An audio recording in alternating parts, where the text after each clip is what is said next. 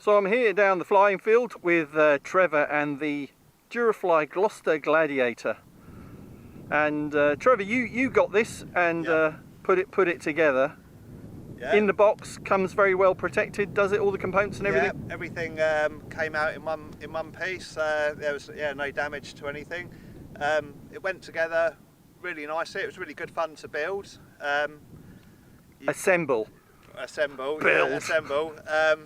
The thing I enjoyed about it is actually putting the stickers on and things like that. You can see it all come together, all like adding all the detail. It's got like scale exhausts on it, as you can see there. Yes. I think they're Vickers machine guns, if I've done my research correctly. It's got a steerable tail wheel, which I thought was a nice touch. Yeah. And even came with the wires, so you could do the rigging, which I think is really worth the effort doing, because it does make the difference with it. It just adds a bit more character to the aircraft. So out of the box, the servos and electronics are in place. Are the push rods in place, connected to the control surfaces? Some of them are. The ones on the fuselage are for the elevator and rudder. The ones for the wings you have to put on there. So you've got a servo per side. I think they're 9-gram digital servos, so they should be really up to the job. And the motor's installed, the speed controller's in there, you just got to put the prop and the spinner on, I guess. It's got a 40 amp speed controller and I think a 770 kV brushless motor. Okay. So it should have plenty of power, I think. Have you balanced the prop? I haven't. I wish maybe I should, but we shall see. I think you're like a lot of us in that you're quite impetuous. You want to get it assembled and down the flying field, but I think my advice would be always balance the stock prop that comes with it. Just because it's not going to be perfectly balanced, and it just makes for less noise. But maybe you'll be lucky and it will be okay out of the box. But I would advise anybody and everybody to balance the prop. Worthwhile investment. Yeah. So you enjoyed putting it together? Yeah, it's just the scale detail that took us a little bit of time. It. Yeah, it didn't to actually assemble sort of assemble it. It didn't take long at all. Probably half an hour just to get the basic plane together, where it's at a point where it could fly. Yep. And I probably spent, I don't know, maybe like an hour sort of doing the stickers and the all the rigging. The rigging can be a little bit fiddly, but with a bit of patience, the end result looks really good. It does look good. Yeah. And all right. Can I just say, it's so small. You've got the option that you can take the wings off if you put it in your car to get down the field, but it's so small you don't have to. I mean, I came here today in a really small car and it went in one piece. So if you are keeping it in one piece, it's worth having the rigging. And what battery have you got in here? It's a 4 Max and it's a 4S 2200 milliamp. Okay, pretty standard pack, full cell. Yeah. All right, so let's see it flying and see how good it looks in the sky then. Okay, wish me luck.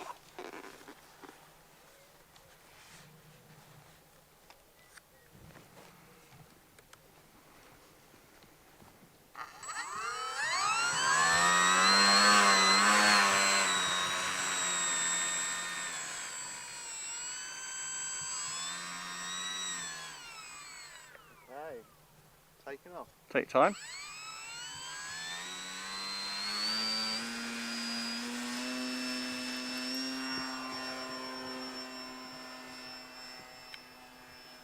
Beautiful. I love to see on the scale biplanes the tail wheel go up first, followed by the mains. Good job. So I'm only flying on about half throttle. Didn't really need much power at all to take off.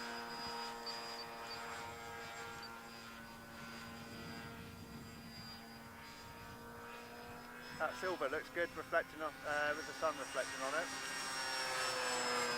Yeah, it's good colour on a sunny day. I'll try and do some slow lay passes. That'd be nice. I'm sure the cameraman will appreciate that. So, third throttle.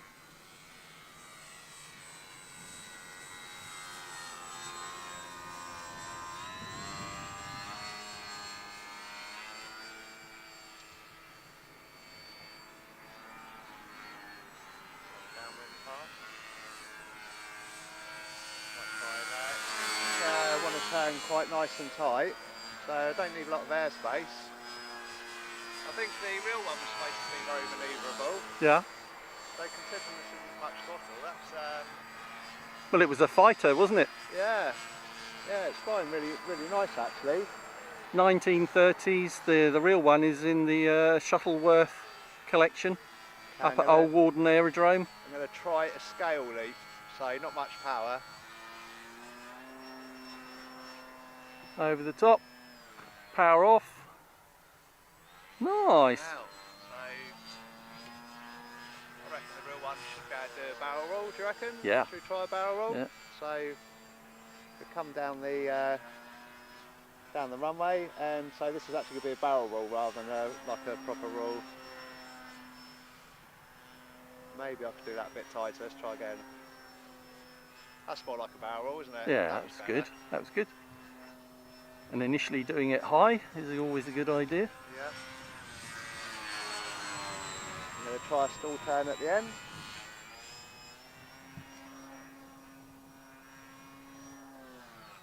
Kick it over with the rudder. Nice. And we're down.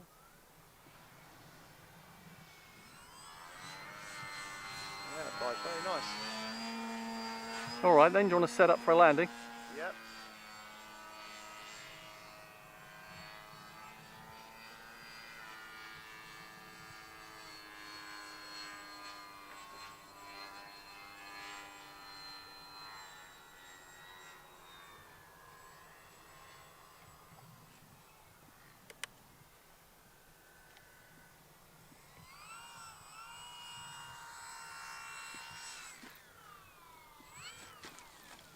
Lovely! Kept it on its wheels, man. Oh, well done. Oh, I don't know why I'm saying well done to myself, but I'm glad it made it. Well, I was going to say it, but you beat me to it. Yeah, it's always good to do like a maiden flight and it comes back in one piece. Yeah, that's the aim. Yeah, it flew very nice. I think that's going to give me and Finn hours of pleasure flying, I think. Yeah. Yeah, it's going to be... First biplane. Yeah, oh yeah, definitely. So, and being a scale one as well, it's very nice. It feels like it's quite capable. I think if you wanted to fly it in a sporty manner, you could do. But if you want to... well, maybe I'll do that for the second video, eh? Yeah, I like a bit of knife edge and 8-point rolls and all that. Some inverted low passes, so... Yeah. That'll be coming soon in the second video, I think, folks. Trev, thanks very much for that that first flight of the Gloster Gladiator from Durafly. Looked good. Yeah. If anybody watching, if you're interested in getting hold of this from the new UK warehouse stock, then the link is in the video description and the pinned comment, as we heard from Stuart Warren in our last video. But Stuart, thanks again. Stuart. Thanks again, Trev. That's okay, and we'll be back for another episode of Essential RC soon. Cheers. Yep, see you. Bye.